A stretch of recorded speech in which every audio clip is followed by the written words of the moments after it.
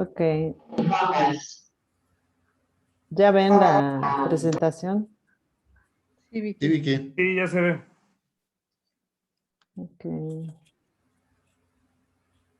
Pues muchas gracias por estar aquí, por permitirme compartir este tema últimamente muy sonado, que es el registro de prestadoras de servicios especializados u obras especializadas. Bueno, pues esto deriva de qué? De la reforma en materia de subcontratación laboral.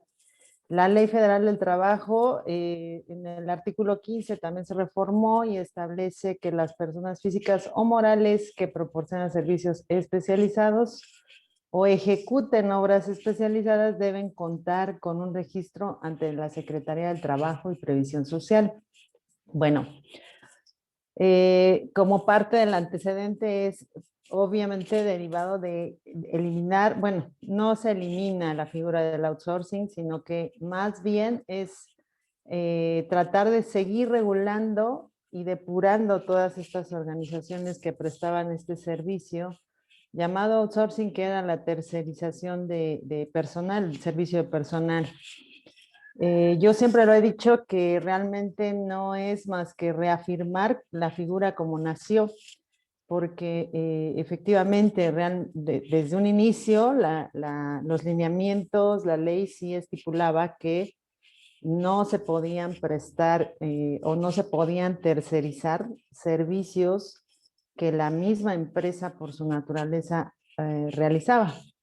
Sin embargo, pues se siguieron llevando en la práctica todas estas operaciones, teniendo al 100% del personal en subcontratación. Y bueno, pues obviamente esto tarde o temprano iba a tener que ser regulado y modificado.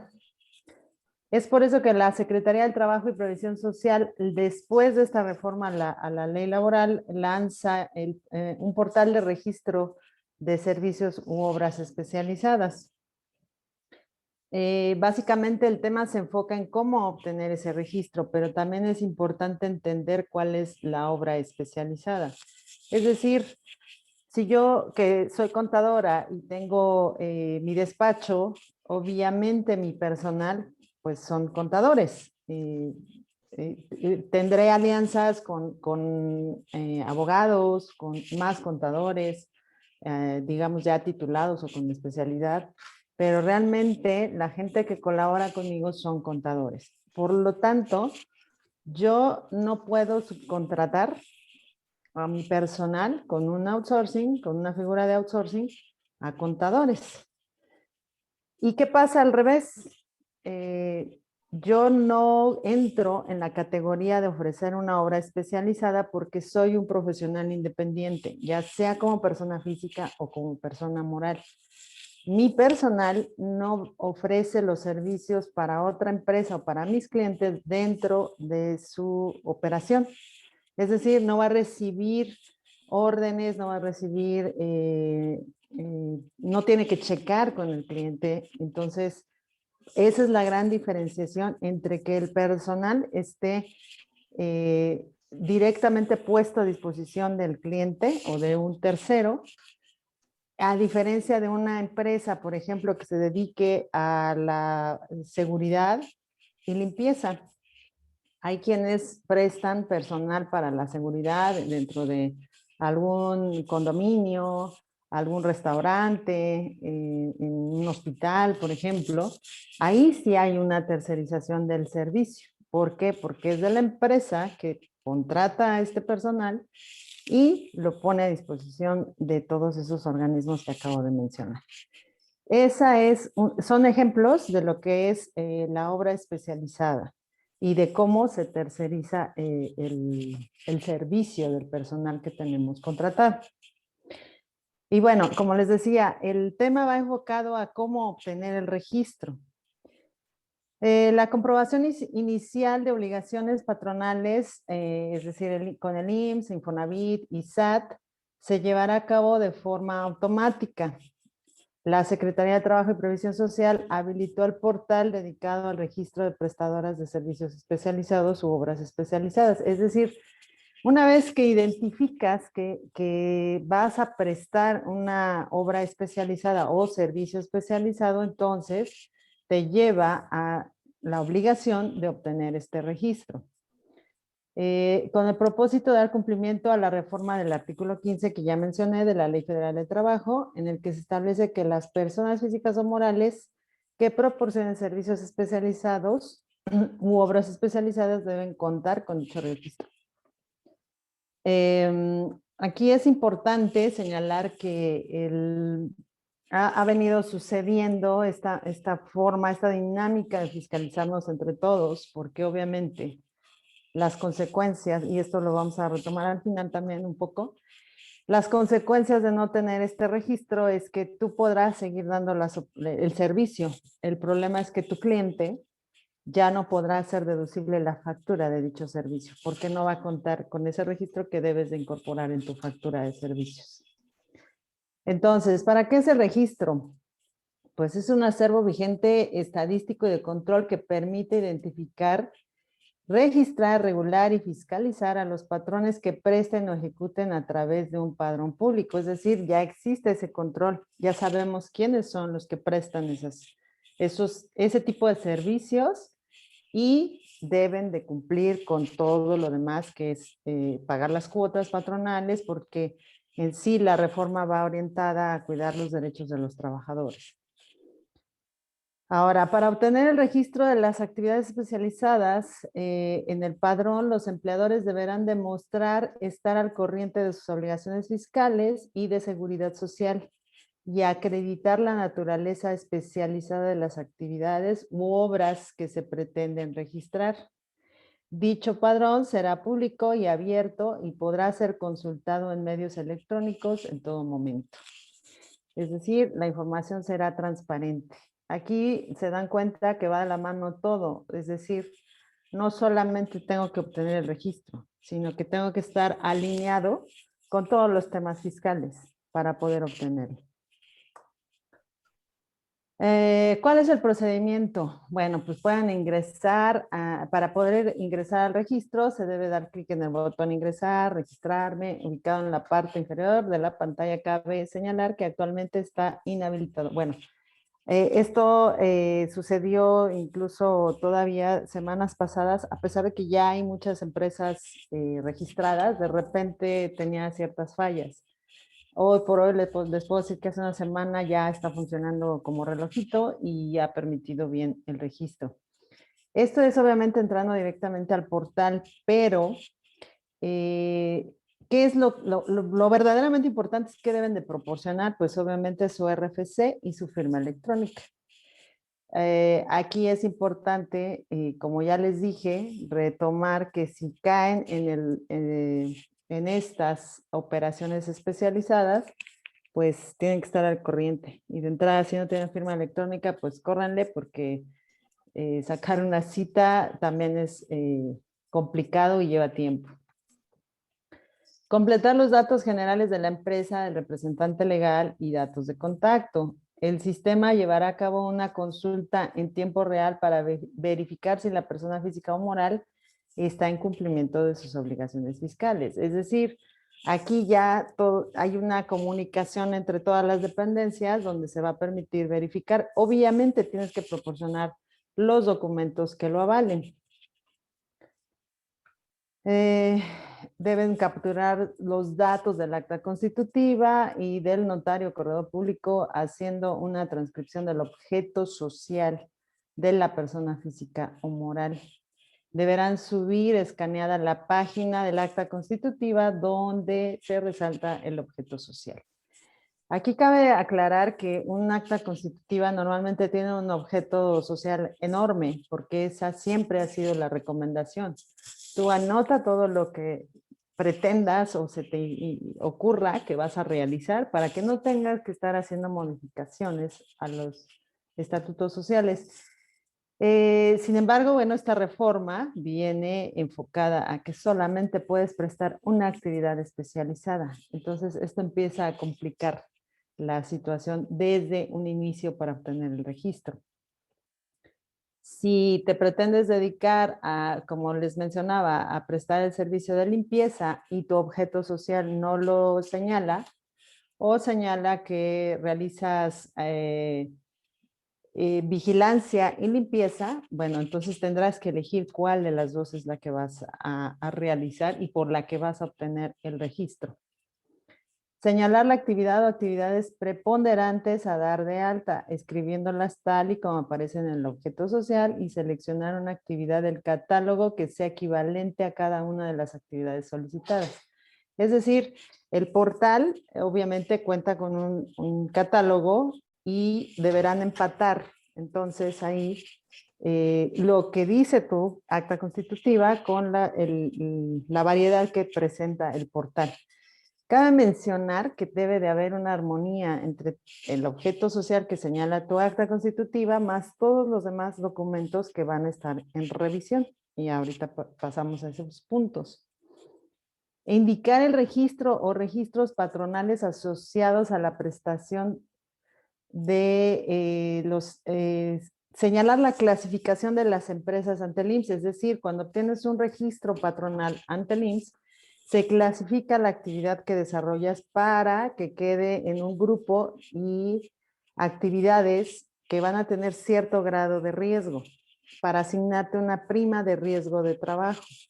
No es lo mismo prestar servicios administrativos que estar colocando antenas donde tienen que utilizar escaleras, estar en alto riesgo, entonces no se paga la misma prima de riesgo de trabajo por cada actividad que desarrollen.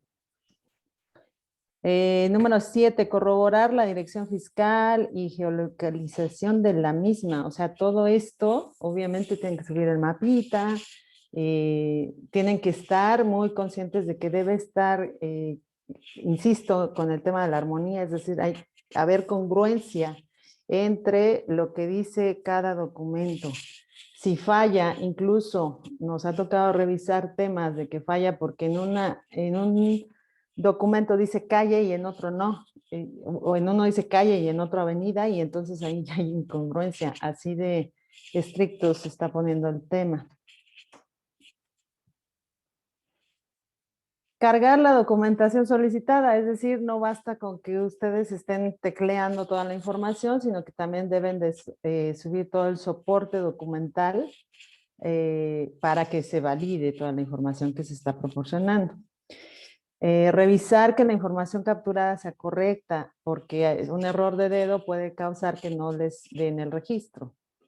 La Secretaría del Trabajo y Previsión Social deberá pronunciar respecto a la solicitud de registro dentro de 20 días hábiles posteriores a la recepción del registro a través de la plataforma, para lo cual se generará un folio de ingreso con el que el solicitante podrá dar seguimiento.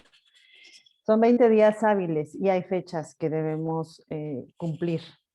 Si fuera rechazado el trámite por alguna incongruencia entre los documentos o la información capturada, pues tendrán que iniciar nuevamente el trámite, obviamente revisando cuál fue el motivo de rechazo y corrigiendo la situación anómala. Ya dependiendo de el tipo de rechazo, pues será el lapso que les darán para poder ingresarlo nuevamente. Realizado el análisis de la documentación y cumplimiento de los requisitos, se emitirá el aviso de registro correspondiente que incluirá un número de folio para cada actividad u objeto social registrado. Es lo que les mencionaba, o sea, si tu empresa da un abanico de servicios, no podrás tener todo, porque obviamente esta reforma viene enfocada a eso precisamente, a que no puede ser comercializadora, prestadora de servicios, mantenimiento o limpieza, porque así venían fungiendo todas estas empresas y en un mínimo porcentaje eran las que cubrían realmente todas las características de un outsourcing como tal. No sé si hasta aquí tienen alguna duda, comentario, algo que aportar. El Bueno, trámite va bien, a lo mejor a la hora de la práctica, ya preguntarte al final, contadora. muy bien, ok. ¿Cómo reviso el progreso de mi trámite? Pues como ya les mencionaba, con el folio generado al momento de subir toda la información de la solicitud, se va dando un seguimiento, puedes entrar a consultarlo y ahí ver si en qué momento pues ya te dan respuesta positiva o bien tienes que subir algún tipo de información complementaria en su caso.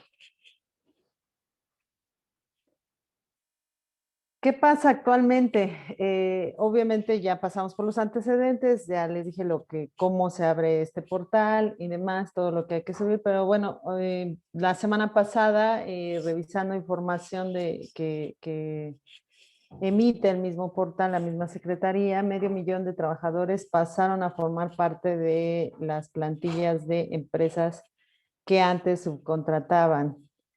La Secretaría del Trabajo y Previsión Social emitió un tutorial para facilitar todo el registro, es decir, si ustedes lo quieren hacer por cuenta propia, pueden hacerlo siguiendo todas, con mucho cuidado, todas las especificaciones que vienen en el tutorial. Eh, es supuestamente 8,000 empresas son las que han solicitado ya su inscripción. Eh, Esto no quiere decir que hayan sido aceptadas todas. Como ya les mencioné, una cosa es que hagas la solicitud, que subas toda tu información, pero hay que ver cuántas de esas ya fueron aceptadas o cuántas fueron rechazadas. No deben de perder de vista los plazos para cumplir en tiempo y no perder su registro para poder seguir operando. Eh, el 24 de julio vence el plazo para que las empresas incorporen a sus trabajadores subcontratados y sus plantillas. Esto es porque cuando se pronuncia la reforma en materia de subcontratación laboral, se dieron 3 meses como plazo para que quienes tenían subcontratado al personal, entonces absorbiera todo su personal contratado directamente y esto siguiendo toda una serie de lineamientos también, que bueno, también fue todo un tema porque fue muy estricto cómo debía ser esa sustitución patronal, es decir, dejamos el outsourcing y ahora se vienen conmigo, no fue así tan sencillo. Y por eso es que dieron 3 meses para que hicieran toda esta absorción. Entonces, quienes no hicieron desde un inicio todo el trámite, bueno, pues aún hay un poquito de tiempo, sin embargo, pues ya casi tienen los dedos en la puerta para cumplir con todos los lineamientos establecidos. El 24 de agosto próximo es la fecha límite para que se incorporen las empresas especializadas obligatoriamente en el REPSE. Es decir, ya que decidí o que ya me di cuenta que mi personal no puede seguir subcontratado a través de una empresa de outsourcing, ahora viene que esas empresas que prestan el servicio de outsourcing se alineen y obtengan su registro por actividad especializada o servicio especializado. Y las mismas empresas que prestan servicios, como expliqué desde un inicio, que pueden caer en la categoría de dar un servicio especializado, bueno, entonces tienen que obtener su registro. Y les repito, las fechas límites son el 24 de julio y el 24 de agosto próximo. Ya les decía, aparte de lo que van a revisar y de lo que deben de subir como documentación comprobatoria, es la constancia de situación fiscal. ¿Por qué? Porque ahí contiene obviamente el RFC, el estatus del RFC, es decir, si está activo o en suspensión de actividades, que obviamente si está suspendido, pues no les van a dar el registro, pero sobre todo porque viene en este documento viene la actividad económica a la que se dedica la empresa. Si la actividad económica que viene en este documento es distinto al objeto social que están subiendo, como la hoja del objeto social del acta constitutiva, Si no hay congruencia entre ambos, entonces de entrada ya tenemos ahí un problema porque debe de ser, si no igual, muy similar, no debe de haber variantes. No puedo decir que presto servicios de vigilancia y en el acta constitutiva y en la constancia de situación fiscal decir que presto servicios de mantenimiento. Ahí es totalmente distinto. Entonces, tiene que haber esa armonía. La opinión del cumplimiento del SAT y del IMSS y del Infonavit. Porque sí, también existen las del IMSS y del Infonavit. La que más conocemos es la del SAT, pero también existen de estos organismos. Si no vas al corriente, si tu opinión es negativa, pues tampoco te van a dar el registro. Entonces, de entrada, lo primero que deben revisar es cómo está su situación fiscal ante todas estas dependencias. Obviamente, aquí no lo dice, los lineamientos no hablan del representante legal, pero sí hablan de la firma electrónica. Y una persona moral no puede tener, no puede obtenerla si es que no la tienen, la firma electrónica, o no podrán renovarla si la firma electrónica del representante legal no está también al día o en regla. Entonces, es muy importante que se tenga en cuenta todos estos puntos para que no tengan contratiempos a la hora de solicitar su registro. Muy bien, pues ya como a manera de resumen, tomar en cuenta que la armonía de las actividades económicas es muy importante. También nos hemos encontrado con que la hoja de registro patronal, es decir, cuando se dieron de alta por primera vez ante el Instituto Mexicano del Seguro Social, también se describe la actividad económica y también puede haber una variante. Una cosa dice el acta constitutiva, otra cosa dice la constancia de situación fiscal y otra cosa dice el registro patronal. Y todo eso complica todo. El tener de entrada bien definido el objeto social es lo primordial, porque si no está bien definido o lo que pretendes desarrollar no se encuentra en tu objeto social, pues de entrada ya tienes un periodo de tiempo considerable en el que vas a tener que modificarlo, que esto se hace ante notario o fedatario público, y también ellos llevan todo su tiempo para hacer estos trámites, entonces súmenle todo el tiempo que se va acumulando. Eh, el registro patronal por actividad especializada, parte de los lineamientos hablan de que solamente puedes tener un registro patronal por actividad especializada. Esto nos lleva ha sido también tema de polémica con los clientes ya en la operación, porque me dicen, pero es que yo presto los dos servicios o tres, entonces, ¿qué voy a hacer? Pues prácticamente nos llevan a crear otra empresa donde solamente prestes esa actividad económica. Como ya les mencionaba, la opinión de cumplimiento positiva es sumamente importante y pues obviamente hacer todo el trámite dentro de los plazos ya estipulados. Las consecuencias por incumplimiento, pues obviamente, como ya les mencioné, es que no te van a cancelar sellos, o sea, no tiene nada que ver con el SAT, o sea, tú vas a seguir operando y prestando tus servicios. El problema es que tus mismos clientes te van a fiscalizar porque te van a decir, no viene tu registro, no te puedo pagar de esa manera, o ya no te puedo contratar porque no tienes el registro. Entonces, esa es básicamente la presión que tenemos, bueno, que tienen todas estas empresas para obtener ese registro y que no cesen sus operaciones, porque bueno, ya venimos arrastrando un tema de crisis económica derivado de la pandemia y súmale que ahora no obtengas el registro y que no puedas seguir operando o simplemente no cobres, pues no quiero pensar cuál sería el panorama para todo ese tipo de empresas. Pues hasta aquí el tema. No sé si tengan alguna duda. Obviamente estamos a sus órdenes. BR Consultoría Fiscal, podemos asesorarlos. Por eso es importante que si no tienen claro cómo deben obtener este registro, pues es importante asesorarse, acercarse con especialistas que los puedan orientar y guiar en el proceso. Estamos a sus órdenes y aquí dejo los medios de contacto. Y bueno, pues ahora sí, la sesión de preguntas y respuestas.